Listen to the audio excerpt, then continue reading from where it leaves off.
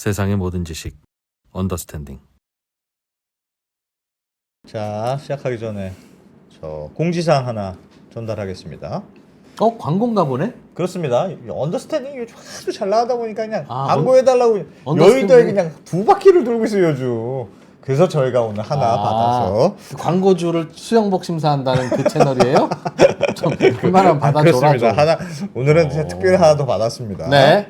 자, 그- 주목. 인터넷 막 바꾸잖아요. 집에 인터넷. 내가 지금 SK 브로드 뭐 이런 밴드 쓰고 있어. 네. 뭐 이게 바꿀 때, 네. 아니면 휴대폰 통신사 바꿀 때 통신 지원금이라는 걸 받을 수 있다. 그런데 모르면 모르면 못 받는데 해달라고 하면 또 받는다. 그러니까 나는 우리나라에 제일 심각한 문제가 이거라고 생각합니다. 어. 뭐 좀 알고 물어보면 주고 네, 모르고 물어보면 호구 취급하는 그렇습니다. 거. 그래서 잘 지원하면 하여튼 잘 조합하면 80만 원 이렇게도 받는다는데 네. 인터넷 끝판왕이라는 업체에 전화해서 상담 받아보시면 뭐 상담만 받아도 커피 쿠폰 준다고 하니까 국번 없이 1666-8091. 여기로 전화하시면 되고요. 예. 뭐 잘 모르겠다 하시는 분은 저희 영상 더보기란에 자세한 링크 뭐 넣어놓을 테니까 참고하시면 제가 이 업체 될것 이용하는 같습니다. 법을 아는데 음. 내가 바꿀 때 안 됐더라도 지금 내 상황이 언제 가입해서 어떤 상황이고 어떻다라고 하면 이쪽에서 네. 그 지원금 많이 받을 수 있는 루트를 알려줍니다. 상담을 해주는 네, 거야? 3개월 후에 그럼 저희한테 한번 연락하시고 내지는 이렇게 해서 일단은 그 무조건 연락해서 커피 쿠폰도 받으시고 네. 잊지 이상하면 말고. 뭐 안 하면 되고. 네, 안 하면 뭐, 되고. 편하게 하시면 될 것 같습니다. 인터넷 끝판왕. 네, 그렇습니다. 네, 회사 이름도 참 재밌게 지었다. 자, 여기까지. 자, 그리고 오늘은 본론인 트럼프 얘기를 또 들어봐야죠. 트럼프. 광고 끝난 거예요? 그렇습니다. 광고 끝. 딱 이렇게만 해주고 말아? 아, 그럼요. 우리는 도도하니까. 이야, 예. 3프로 TV는 해주고 또 해주고 뭐 여러분 하셨습니까? 뭐 아니야. 여기까지 심플하게. 인터넷 끝판왕. 네, 예. 여기까지만 하겠습니다. 네, 안녕하세요. 김성훈입니다. 예. 네. 엊그제 제가 저녁에 술을 먹다가 월요일 날 갑자기 나스닥이 막 엄청 급락했죠. 급락하는 거예요. 이게 무슨 일인가 싶어가지고 그때는 몰랐는데 다음 날 보니까 폭스 뉴스랑 트럼프 대통령이 인터뷰를 했더라고요. 그때 사회자가 이렇게 물었습니다. 올해 경제가 침체에 빠질 수 있냐? 그랬더니 조금 길기는 하지만 뭐라고 대답을 했냐면 우리는 미국으로 불을 되돌려오고 있다. 이게 매우 큰 일이기 때문에 전환기가 있을 수 있고 시간이 조금 걸리지만 분명히 우리에게 좋은 일이 될 것이다라고 이런 맥락으로 얘기를 했는데 예. 요걸 이렇게 이제 대부분 어떻게 해석을 했냐면 이게 경기 침체가 오더라도 뭐 감수를 하겠다. 그렇게 경기 침체도 해석됐죠. 불사하겠다. 뭐 이런 식으로 그 해석을 했단 말이에요. 근데 그렇다 보니까 미국 주식 시장이 난리가 났죠. 예. 나스닥은 하루에 4%가 빠졌고 뭐 매그니피센트 세븐이라고 하는 것들은 하루 만에 시가총액이 뭐 1,100조 원 정도 증발했습니다. 특히 테슬라가 뭐 15.4%나 떨어졌으니까 뭐 어마어마하게 떨어진 거죠. 예. 그래서 오늘 얘기는 이 관세 정책의 부작용, 과연 트럼프 행정부가 이겨낼 수 있을까? 이게 경기 침체도 경기 침체지만 이게 벌써부터 사실 물가가 심상치 않다라고 하는 얘기들이 여기저기서 나오거든요. 예. 아직 뭐 통계 지표에 반영이 된 건 아니긴 합니다만, 근데 경기 침체가 오는데 물가까지 오르게 되면, 그렇게 되면 이게 예를 들면 경기 침체를 이겨내려면 미 연준이 금리를 내려야 되는데 그 물가가 오르면 물가가 오르면 금리를 내릴 수가 없으니 이게 그러면 최악인 스태그플레이션으로 갈 수 있는 거 아니냐 예. 이렇게까지도 이게 사고가 발전할 수 있는 건데 이제 어쨌든 본격적인 트럼프 대통령 관세 정책이 시험대에 오른 거예요. 예. 관련해서 제가 오늘 조금 보고서 하나 소개해 드릴게. 스테픈 미란이라고 하는 지금 백악관 경제자문위원회 위원장 이 사람이 그 백악관에 입성하기 전에 허드슨 베이라 캐피탈이라고 하는 금융기관에 있었습니다. 예. 여기에서 뭐 어떻게 보면 트럼프 노믹스의 교본 같은 걸 만들었는데 거기 보면 지금 트럼프 대통령이 어느 시점에 있고 향후에 어떤 것을 할지 어느 정도 이렇게 그림이 그려지는데 그 말씀을 조금 드려보겠습니다. 예. 일단 미국이 경기 침체가 올 정도냐 최근에 이 지표 때문에 조금 그런 얘기가 많이 나오는데 잠깐 슬라이드 보여드리면 미국의 경제 성장률을 그 예측하는 애틀랜타 연준의 GDP 나우라고 하는 모형이 있습니다. 예. 사실 성장률 통계라고 하는 게 그 분기가 끝나고 한참 뒤에야 통계치가 발표가 되잖아요. 네. 근데 이 GDP 나우 같은 경우에는 뭐 개인 소비 지출이나 설비 투자, 정부 지출, 건설 투자 뭐 7개 정도의 변수를 가지고 그때 분기의 성장률을 예측을 합니다. 그래서 보시면 지난주에 1분기 경제 성장률이 마이너스 2.4%를 기록할 것이다 라고 하는 예측치가 나왔어요. 보시면 2월 달에는 2%였단 말이에요. 근데 네. 갑자기 훅 떨어진 겁니다. 이제 그렇다 보니까 이거 갑자기 경기 침체가 오는 거 아니냐라고 하는 우려들이 여기저기서 많이 나오게 된 건데 예. 사실 이렇게 너무 드라마틱하게 변하잖아요. 마이너스가 될 것 같다. 미국의 GDP 맞습니다. 마이너스가 예. 될 것 같다는 예상치가 나왔다는 거죠. 그렇죠. 역성장할 것이라는 예상치가 나왔는데 그것도 뭐 0점 몇 %도 아니고 마이너스 2.4%여가지고. 근데 이게 사실 조금 뭐랄까 착시 현상이 있기는 합니다. 예. 이게 어떤 거냐면 아까 말씀드렸던 변수의 순수출이라고 하는 게 들어가 있어요. 이 순수출이 뭐냐면 당연히 뭐 수출해서 수입 뺀 예. 거죠. 그렇죠. 네. 근데 어쨌든 순수출이 많아야만 그 경기에는 플러스가 될 거 아니에요. 그러니까 수출을 많이 하면 GDP는 올라가고 그렇죠. 수입을 많이 하게 되면 하면 GDP는 떨어지고. 맞습니다. 음. 근데 이때 GDP 나부의 수치가 이렇게 많이 떨어질 때 이때 미국의 금이 어마어마하게 수입이 많이 됐어요. 미국으로 금이 맞습니다. 수입이 금이 됐다. 수입되는 바람에 수입이 늘어나서 GDP가 내려간 걸로 나오는 거다. 맞습니다. 아. 평소보다 많이 수입이 됐어요. 금이? 엄청나게 많이 수입이 됐습니다. 이거 잠깐 보여드리면 예. 요 밑에 있는 파란색 선이 그 완전한 금속이라고 하는 어떤 그 통관의 제품군명을 묶어놓은 건데 여기에 금이 들어가거든요. 네. 그래서 보시면 뭐 고만고만하게 오다가 여기 뭐 쭉 올라갔다 하지만 이때 2020원이 어마어마하게 오르잖아요.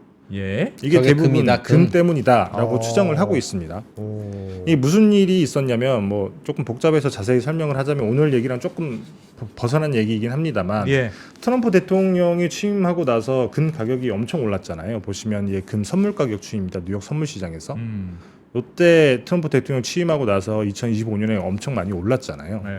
이렇게 오르는 건 뭐 다들 알고 있는 사실입니다. 네. 근데 문제는 금 선물 가격이 오르는데 여기 보시면 이게 런던 그 금 거래소에서 있는 현물 가격이에요. 예. 여기 보시면 여기는 방향이 꺾여 있잖아요. 예. 이게 현물 가격은 떨어지고 선물 가격은 오르고 예. 이게 보통은 그 같은 방향으로 많이 움직이는데 이게 왜 그랬냐면 트럼프 대통령이 관세를 매긴다고 하니 미국에 있는 사람들이 금을 소비하는 사람들이 그러면 여기 관세 붙으면 가격이 금에도 또 관세 뛰겠네. 붙겠네. 그래서 빨리. 엄청 금 선물에 투자를 한 건데 예. 문제는 그 보통 글로벌 대형 은행들 JP 모건이나 HSBC 이런 곳들에서 이런 상품을 판다고 해요. 예. 런던 그 금 현물 시장에서 현물을 사서 음. 이 금을 대출을 해줍니다. 뭐 보석상 이런 것들에. 예. 네, 그러면 거기에 대출해주고 이자를 받겠죠. 근데 현물을 사기 때문에 그 가격에 대한 리스크가 있잖아요. 네. 그래서 런던에서 해지를 그렇죠, 해놔야 맞습니다. 돼. 그래서 이걸 뉴욕 선물 시장 가서 숏을 치는 거예요. 네. 매도 포지션을 잡아놓고 그래서 어쨌든 가격을 중립으로 그럼 맞춰놓으면 스퀘어가 되니까 예. 그러면 당연히 대출을 해줬으니까 안정적으로 이자 수익을 받을 수 있잖아요. 이런 비즈니스 모델이 있었는데 문제는 현물 가격이랑 선물 가격이 다른 방향으로 움직이면서 이 가격이 벌어진 거예요. 예. 이제 그렇게 되면 은행 입장에서는 황당한 상황이 펼쳐지는 거죠. 현물 가격은 많이 오르지 않고 선물이 올랐으니까. 그렇죠. 선물의 매도 포지션, 네. 숏은 이제 손실을 입게 되는 상황이 됐으니까. 예. 네, 그러면 보통 그런 경우에는 숏을 청산을 해야 되는 건데 매도 포지션을. 이제 그렇게 되면 이게 어떻게 보면 손실이 확정이 되는 거잖아요. 예. 이 물량이 너무 많다 보니까 여기서 확정을 못 하는 거예요. 포지션을 청산을 못 하고 그냥 매도 포지션이니까 인도 기한에 맞춰서 금을 줘야겠다라고 생각을 합니다. 실제 금을. 금을 준다. 맞습니다. 아. 런던 가서 사면 싸니까. 그래서 런던에 있는 금을 비행기로 나르기 시작한 거예요. 와. 그래서 월스트리트저널이 2주 전에 이런 기사가 났던 거예요. 예. 여기 보시면 왜 딜러들은 비행기를 타고 골드바를 자꾸 런던에서 뉴욕으로 뉴욕으로 데리고 나를까? 오고 있냐? 여기 게다가 보시면 금 관세도 붙는다고 하고. 그렇죠. 앞으로 붙는다고 앞으로 관세 붙기 붙는다. 전에. 붙을 수 붙기 전에. 있다라는 거죠. 저도 그 얘기는 그래서 들었어요. 그래서 관세 매기기 전에 현물 갖고 오자 그런 이동 수요가 있다고 했는데 저게- 그렇게 많아? 그렇죠. 슬라이드 그런데 보시면 좀- 그래서 이런 일이 뉴욕 있었구나. 선물거래소랑 런던 현물 가격의 가격 차이를 쭉 나온 건데 보시면 대략 0에 수렴을 하다가 이때쯤 확 이렇게 올라가는 모습이 보이잖아요. 어디가요? 계속 이 올라오고. 즈음에서 네. 여기서 뭐 왔다 갔다 하긴 합니다만 예. 왔다 갔다 하다 여기서는 딱 이 부분에 수렴하는 모습이 살짝 보이잖아요. 예. 그래서 이때 조금 뭐랄까 대형 은행들이 이 포지션을 매도 포지션을 청산하는 것보다 사오는 그냥 게 운송비를 들여서 그 런던에 있는 현물을 가져다 주는 게 훨씬 낫구나. 하긴 저런 움직임은 조금만 가격이 차이 나도 무조건 이익이면 하는 거겠죠. 맞습니다. 그래서 여튼 이것 때문에 GDP 나오라고 한 숫자가 확 떨어진 건데 물론 그렇다고 해서 거기에 착시 효과가 있었다라고 해서 경기 침체 우려가 없냐 뭐 그건 아니기는 해요. 최근에 JP 모건 체이스 같은 경우에는 미국 경제가 올해 경기 침체에 빠질 확률이 원래는 30% 정도라고 예상을 했는데 이걸 최근에 40%로 올렸고 그다음에 뭐 국제 유가도 급락을 했고 그다음에 뭐 글로벌 IB들의 성장률 전망치도 대폭 낮아지기도 했는데 그래서 어쨌든 이렇게 경기 침체가 올 것 같다라고 하는 상황에서 이제 그걸 물어봤더니 우리는 뭐 감내하겠다라고 얘기를 하니까 주식시장이 급락을 했던 거죠. 사실 뭐 알겠습니다. 그러면 저 지표로만 보면 지금 당장 그렇게 심각한 건 아니고 약간 표에 왜곡이 있다. 지금은 네. 금 때문에 좀 더 그래 보이는 것 같다. GDP가 네. 그렇긴 그래도 어쨌든 지금의 본질은 달라진 건 없잖아요. 맞습니다. 우려는 여전한 관세 거죠. 한다고 하고 막 왔다 네. 갔다 하고 이러다가 큰일 나면 어떡하나 그런 맞습니다. 걱정인 거죠. 그래서 그렇게 GDP 나오에서 말하는 것처럼 갑자기 경기 침체가 오지는 않겠지만 어쨌든 트럼프 대통령 행정부 입장에서도 걱정은 되긴 할 텐데 예. 그럼에도 불구하고 감내를 한다라고 했던 뭐 속내가 이런 거라고 저는 개인적으로 생각을 해요. 사실 트럼프 대통령 일기 때도 그 파월 의장이랑 많이 싸웠잖아요. 2018년인가 금리 올렸다고 뭐 미쳤다라고 표현을 했다던가 예. 멍청이라고 원색적인 비난을 할 정도로 굉장히 그 사이가 안 좋기도 했고 그 다음에 당선자 시절에도 미 연준이 금리를 동결을 하니까 예. 비난을 많이 했었고 그래서 당선자 시절에 사실 해임한다고까지도 얘기를 했었는데 그래서 아마도 이렇게 경기 지표가 좋지 않으면 트럼프 행정부 입장에서는 금리를 당연히 내려야 된다라고 생각을 하고 있고 그러기를 바랄 텐데 문제는 관세 정책 때문에 금리가 사실 내리기 쉽지 않은 상황이 돼버렸으니 그걸 걱정하는 거죠. 맞습니다. 사실 지금까지 뭐 통계치로 그게 나온 건 없어요. 왜냐하면 관세 올리기 시작한 게 3월 4일부터잖아요. 캐나다, 멕시코. 그다음에 미국 시간으로 오늘 12일부터 또 철강이랑 알루미늄의 관세가 붙기 시작했으니까 아마도 3월 달 수치가 나오면 4월쯤에는 돼야 이게 뭐 물가에 얼마나 반영이 될지 그게 보일 수 있습니다만 예. 다만 이런 것들은 알 수 있는 거예요. 여기 보시면 최근에 열연강판 미국 내 가격이 오른 수치입니다. 대략 뭐 한 달 새에 30% 정도가 올랐어요. 물론 이때는 가격이 너무 높았고 코로나 때니까 이때를 제외하면 한 달 새 30% 오른 게 굉장히 조금 대단한 건데 요거는 관세 때문에 올랐다기보다는 뉴코어라고 하는 미국 1등 그 뭐죠? 제철 예. 업체가 예. 그냥 가격 올렸습니다. 한 5번 정도. 어. 근데 그만큼 관세가 오른다고 하니까 미리 가격을 올리는 거죠. 음. 근데 그렇다 보니까 이 원자재단에서는 이미 가격이 올라가고 있다는 얘기예요. 미국 그러면- 내에서 맞습니다. 어. 아직 그 통계 수치에 반영이 되지는 않았지만 어. 그러면 이게 적어도 3월부터 4월부터는 이게 통계치에 반영이 되기 시작하고 그러면 소비자 물가 지수가 어느 숫자가 나오냐가 굉장히 중요할 텐데 이제 그 숫자가 나오기 시작하면 사실 경기 침체가 오더라도 미 연준은 금리가 내리기가 쉽지 않아지는 거죠. 원자재 가격이 오르고 있는 게 장기적으로 더 부담이 되는 시그널이다. 그럴 수밖에 없죠. 사실 트럼프 대통령이 했던 얘기 중에 하나가 일시적일 수 있다. 예. 사실 그 관세라고 하는 거는 한 번 올리고 난 다음에 계속 오르는 게 아니기 때문에 예. 그때 한 번 충격이 있지만 그 다음에부터는 사실 올라가지는 않잖아요. 그래서 이게 일시적인 충격이기도 하고 실제로 본인이 여기 보시면 2018년, 19년에 중국이랑 싸우면서 관세를 그때 많이 올렸단 말이에요. 근데 보시면 알겠지만 2019년에 물가 오르지 않았습니다. 오히려 떨어졌죠. 2020년에도 물가 떨어졌어요. 예. 그래서 본인이 그 어떤 경험이 있기 때문에 물가가 오르지 않을 것이다라고 이렇게 자신을 하고 있기는 합니다만 사실 그때랑은 조금 상황이 많이 다른 게 그때는 딱 중국만 겨냥을 했었고 철강이나 알루미늄 같은 경우에도 우리나라처럼 적용을 예외한 국가들도 있었기 때문에 조금 예. 물가에 제한적으로 영향을 줬습니다만 이번에는 뭐 예외 적용 없이 철강이랑 저기 뭐죠 알루미늄 관세를 매기기도 했고 그다음엔 가장 큰 교역 대상국인 캐나다와 멕시코에도 관세를 매겼고 네. 그다음에 뭐 상호 관세까지 매길 수 있다라고 얘기를 하니 이렇게 되면 당연히 조금 그때보다 훨씬 더 전방위하고 파괴적인 어떤 효과가 나올 텐데 예. 어쨌든 트럼프 정부 입장에서는 그렇지 않을 것이다라고 얘기를 하고 있는 거죠. 그게 어떤 결과가 나올지는 모르겠습니다만 그리고 또 하나 중요한 게 뭐가 있냐면 예. 이게 원자재 가격이 지금 이미 스물스물 오르고 있다고 말씀을 드렸는데 최근에 중국이 부양책을 내놨잖아요. 예. 이게 규모가 얼마나 큰지라고는 뭐 평가할 수는 없겠습니다만 우리나라 돈으로 치면 뭐 147조 예. 이게 인프라 투자 계획이고 이걸 포함해서 260조 원 규모의 어쨌든 부양책을 내놨는데 예. 중국이 인프라 부양책을 내면 당연히 원자재를 빨아들일 수밖에 없잖아요. 원자재 국제 원자재 가격을 더 올릴 거다. 맞습니다. 단순히 지금부터 원자재 가격에는 관세 얼마 요거는 일시적으로 끝나겠지만 중국이 부양책을 쓰는 그렇겠네. 순간 원자재를 빨아들이고 그렇게 되면 당연히 원자재는 지속적으로 가격이 올라갈 수밖에 없어요. 왜 그러냐면 중국이 어마어마하게 원자재를 많이 쓰기도 하고 공급망을 장악하고 있기 때문이기도 한데 이게 보시면 철광석의 글로벌 공급망입니다. 예. 철광석을 가장 많이 생산하는 나라가 호주, 그다음에 브라질이에요. 근데 호주랑 브라질에서 난 철광석 대부분이 중국으로 들어가네요. 그래서 물론 철광석 같은 경우엔 그 철강 같은 경우에는 중국이 어마어마한 공급광이 있어서 더 빨아들일지는 모르겠습니다만 여튼 철광 그러하고 그다음에 알루미늄 같은 경우에도 원광이라고 할 수 있는 보크사이트 예. 보시면 거의 한 40% 정도가 중국으로 가고 중국으로 제일 많이 안 가는 게 없을 거예요. 아마. 맞습니다.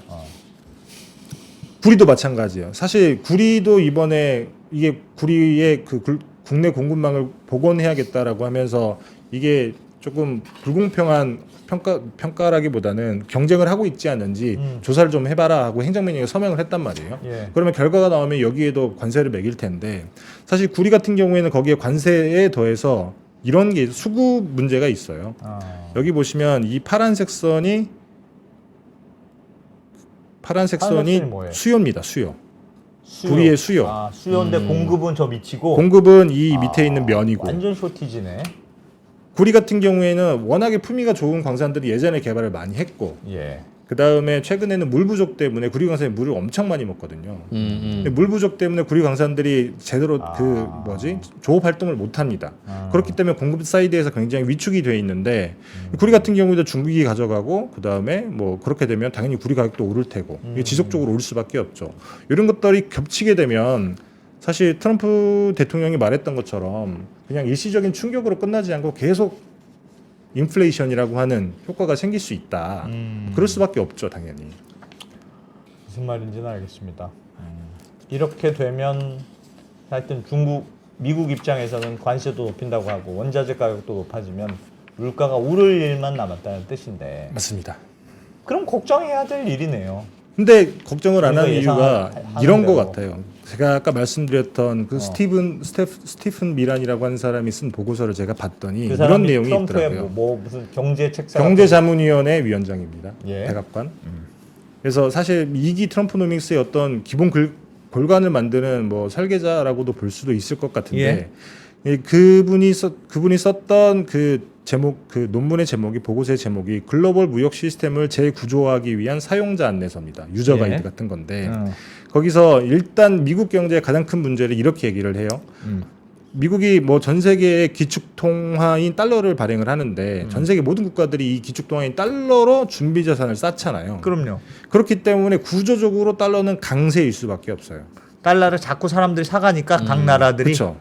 기본적으로 달러가 강세인 건데 그러면 기본판은 미국은 언제든지 무역에서는 손해를 보고 시작한다는 겁니다. 원래 기축통화국이 그렇죠. 손해를 좀 봐야 전 세계가 그게 돌아가요. 기축통화국의 운명이지 운명. 그렇죠. 그게 억울하면 기축통화국을 하질 말았어야지. 이제 그걸 바꾸려고 하는 거예요. 어떻게? 그래서 어쨌든 거기서부터 시작을 하기 때문에 예. 이거를 바꾸려면 일단 첫 번째로 관세를 통해서 우리가 기본판이 그 강달러로 손해를 보고 있기 때문에 관세를 올리게 되면 이게 조금 이렇게 평평한 기울었던 운동이 평평해진다는 거예요. 일단 맞습니다. 무역 관행에 있어서는 그렇죠. 어거지로라도 좀 평행하게 만들어 보겠다. 그렇죠. 수입을 덜 하는 효과는 있는데 네. 수출을 더 하는 효과는 효과는 없을 거고 수출을 더 하려면 달러를 낮춰야 되는데 수입을 덜 하면 그게 미국인들이 불편하지 모르겠습니다. 어쨌든 어쨌든 관세를 올리게 되면 재정이 늘어나고 어쨌든 무역 적자는 줄어들고 어쨌든 미국이 벌어들이는 돈 어쨌든 많아지는 거기 때문에 예. 그렇게 되면 어쨌든 이러저런 효과들이 생기고 그 다음에 이 사람의 말씀처럼 주장이지 이 사람의 그렇죠. 이 사람의 주장인 거예요. 어? 첫 번째 관세를 올리게 되면 여러 이렇게 효과들이 생기는 건데 거기서 끝내는 게 아니에요. 네. 일단 지금은 딱 관세를 올린다라고 해서 트럼프 대통령이 여기 이 시점까지 와 있는 건데 예. 이게 다 끝나고 나면 두 번째 하는 게 뭐 이런 겁니다. 그 다음 작업이 약달러 유도. 약달러를 유도하겠다. 그렇죠. 이제 관세를 올리게 되면 당연히 이것도 강달러가 계속 지속될 거 그렇습니다. 아니겠습니까? 뭐 수입을 줄여가지고 버는 돈은 있겠지만 수출이 쉽지 않으면 근본적인 문제가 해결이 안 되기 때문에 네.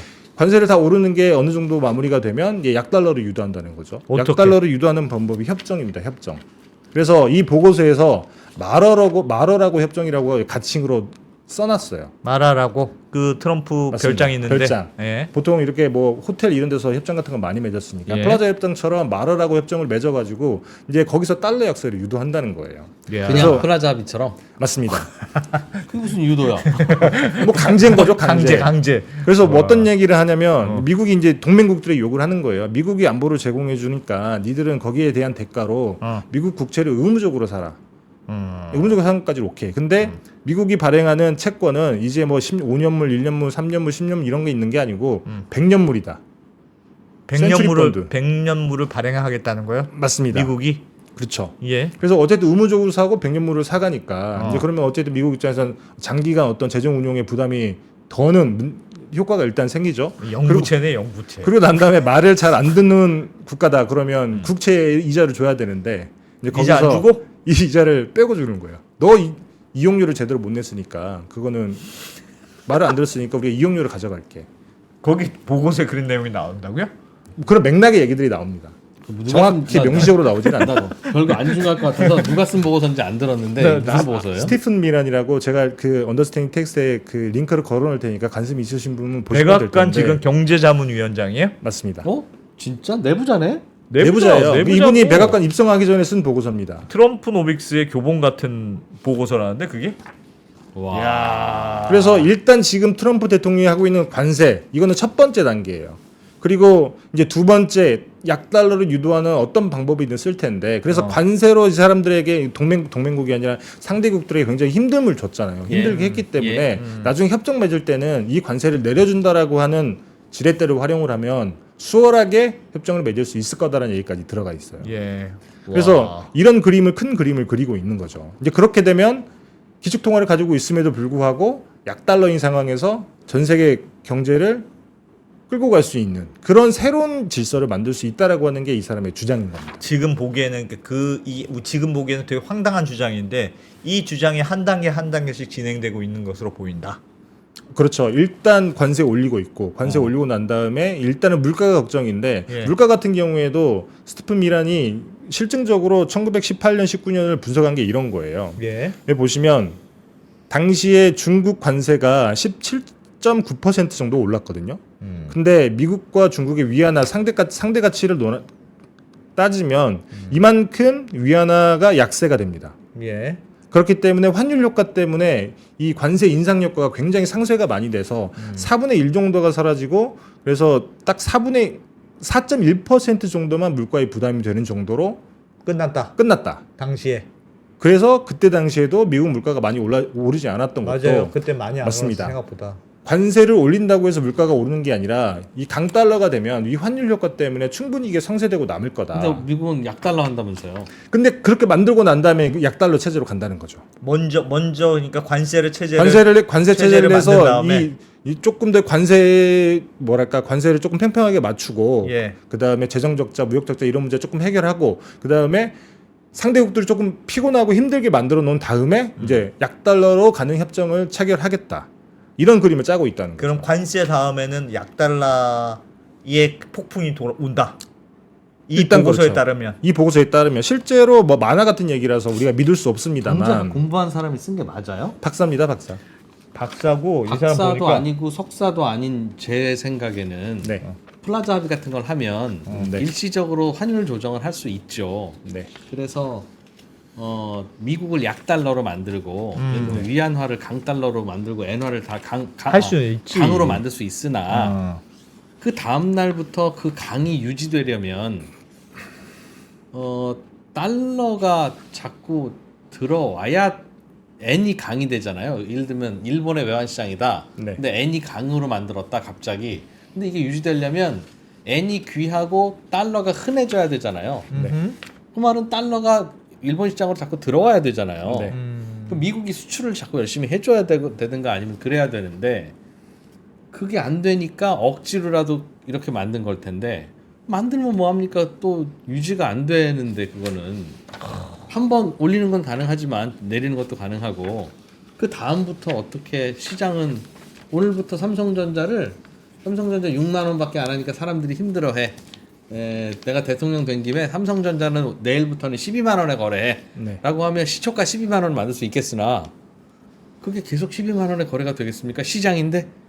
그렇겠죠. 네. 그래서 뭐 이게 어느 정도 효과가 있을지 모르겠습니다. 보고서에 어떤 얘기가 나와 있냐면 어쨌든 동맹국으로서 이 협정을 가입한 국가들 같은 경우에는 가지고 있는 달러를 팔아야만 말씀처럼 본인들 결국 통화가 강세가 약달러가 되고 되겠죠. 그렇죠. 어. 약달러가 되는 건데 예. 그때 돈이 필요한 거는 우리가 뭐 무제한이든 뭐든 통화 사업을 맺어서 언제든지 필요할 땐 공급해주겠다라고 하는 어떤 통화 사업을 맺어준다는 거예요. 그렇게 해서 통화 수업을 그러면- 맺어주고 각국에서 갖고 있는 달러를 팔도록 하고 맞습니다. 대신에 뭔가 뭐 외환보건이 달러가 필요할 테니 그거는 100년달에 그냥 채권 하나로 자 이따 쳐. 그렇죠. 그러니까 미국 입장에서 생각하기에는 강달러인 게 준비자산을 쌓는 거 오케이. 근데 너무 많이 쌓아놓고 있다는 거예요. 그러니까 우리가 자꾸 찍어야 되고 계속 가져가고 그게 어쨌든 본인들 통화를 약화시키는 거잖아요. 네. 달러를 많이 가지고 있으니까. 그러니까 이걸 달러를 팔게 만들어야 돼요. 그러려면 언제든지 니네가 원하면 달러 줄 테니 우리를 믿고 팔으라. 맞습니다. 그걸 어떻게 믿어요? 그걸? 이런 짓을 안 해도 불안해서 달러를 갖고 쟁여놓는 건데 이런 짓을 막 하는 미국을 믿고 달러를 팔라고요? 믿으라는 거지 지금. 장난하는 거. 그러니까 그걸 믿으라고 하면 못 믿겠지만 네. 이거 안 하면 우리가 이런 식으로 괴롭힐 거야. 사실 지금 와. 트럼프가 하고 있는 게 그런 거잖아요. 야, 방위비 진짜 내라 뭐 해라 대단하네. 뭐 해라. 근데 이런 것들을 종합하게 되면 사실 우리나라 같은 입장에서는 뭐 예. 어떻게 안 들어줄 수 있는 방법이 있을까? 라는 생각이 들기도 합니다. 그렇다고 외환 보유액을 다 파느니 안 쌓느니 네. 그냥 트럼프 임기 때 그냥 좀 고생하고 말죠. 라는 판단 나올 것 같은데. 뭐 그렇게 생각할 수도 있죠. 그게 한 그 말씀하신 내용은 그러니까 관세 부과는 지금 1기 조치고 그 보고서에 따르면 그 보고서에 따르면 첫 번째 단계, 이 두 번째 조치는 약달러. 그렇죠. 이 그래서 관세 뭐- 조치에서 물가가 오르지 않고 잘 관리가 되면 그때부터는 이제 야. 약달러로 가기 위한 협정을 만들기 위한 준비에 들어간다. 그러니까 트럼프가 얘기하는 게 혹시 그런 거 아니냐? 좀 중간에 조금 힘들 수도 있지만 내가 다 계획이 있어. 너무 야 그 너무한다. 발언이 이런 걸 염두에 둔 거 아니냐는 해석이 있다. 일단 스테픈 미란은 그렇게 보고서를 썼고 트럼프가 어떻게 실행할지는 사실 모르죠. 예. 다만 야. 올해 초에 전미경제학회에서 이런 얘기가 나왔어요. 스테픈 미란이 보고서 그렇게 썼기 때문에 관세 예. 정책을 실행하고 난 1년이나 1년 반 뒤에는 분명히 약달러를 하기 위한 어떤 정책이든 펼 거다. 누가? 전미경제학회에서. 그런 얘기들이 나왔다. 네. 참 하여튼 우리는 어떻게 해야 될까요? 아 이거 참. 사실 그게 좋은 건지 나쁜 건지도 사실 저는 판단이 잘 안 섭니다. 약달러가 필요하긴 할 거고. 미국 입장에서는 모든 걸 다 하고 싶겠죠. 그러니까 기축통화국을 유지하면서도 약달러이고. 그런 걸 약달러서 수출도 많이 하면서 맞습니다. 그러면서 하여튼 무역 적자도 줄이는 무역 적자도 그런- 되고 재정 적자도 줄이고. 그런 약간 불가능한 그 삼위일체 뭐 그런 거 트리핀 딜레마라고 하죠. 그런 걸 해보고 싶다는 거잖아요. 맞습니다. 이 트리핀 딜레마를 깨고 어찌됐든 제조업도 살리고 무역 흑자도 늘리고 재정 적자도 줄이고. 야 진짜 욕심쟁이네. 그게 되면 지금까지 왜 안 했어요? 그게 뭐 되는 거 있으면 지금까지는 왜 안 했을까? 이런 식으로 뭔가 강제를 해야 되니까 미국이라고 한 나라가 이런 방법으로 지금까지 뭘 했던 적이 굉장히 예전이잖아요. 좀 두고 보죠. 진짜로 어떻게 가는지는. 알겠습니다. 야. 그런 상황이다. 직원도 월급을 조금 주고 거의 안 주고 일은 열심히 시키게 하면서 마음속으로 우리 사장님을 존경하게 만드는 걸 해보겠다. 해내겠다는. 그렇죠. 야 트럼프 화이팅! 그러려면 마약이 필요한데.